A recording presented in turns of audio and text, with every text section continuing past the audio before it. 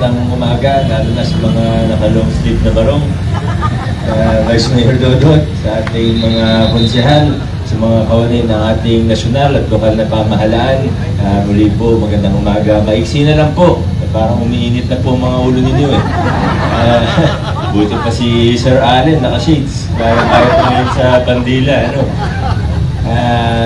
Sir Allen, ang sabi pala sa mga sa sweepers natin, lalo na maraming salamat. Napakabilis nilang kumilos. Kung mapapansin po ninyo, halos wala ng campaign paraphernalia sa buong lungsod natin. Konti na lang, ano? Ang bilis. Sa loob ng isang linggo, nalinis nila ang buong lungsod natin. Marami nakita ko, nadadaanan ko yung ibang sweepers, parang gigil na gigil tanggalin yung mga tarp eh. Maganda po ito, ano? Maraming salamat po. Yung mga naiwan na lang halos, yung mga nasa mga bahay na lang, di ba? Or mga nasa taas.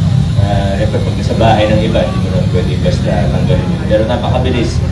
Maraming salamat. Hindi ko lang kung may mga iba pa tayong dapat na announcements sa market. Meron po ba tayong tuloy-tuloy ang local economic enterprise natin?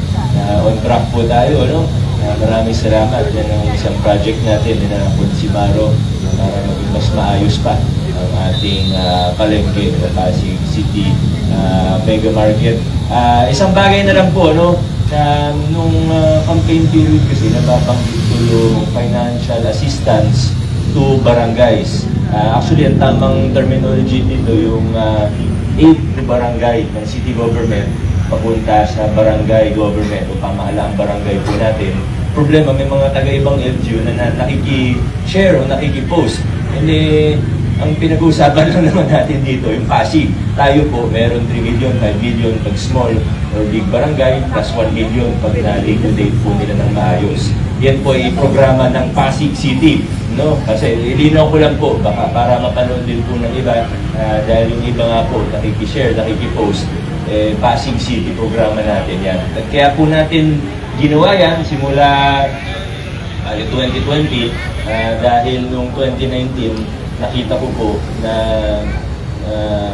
yung nakasanayan na sistema, yung palakasan na pag malapit yung mayor, malapit yung kapitan sa mayor o yung opisyalis ng barangay sa mayor, mas maganda yung nakukuha lahat ng request na pagbibigyan, pero pag hindi, edi hindi.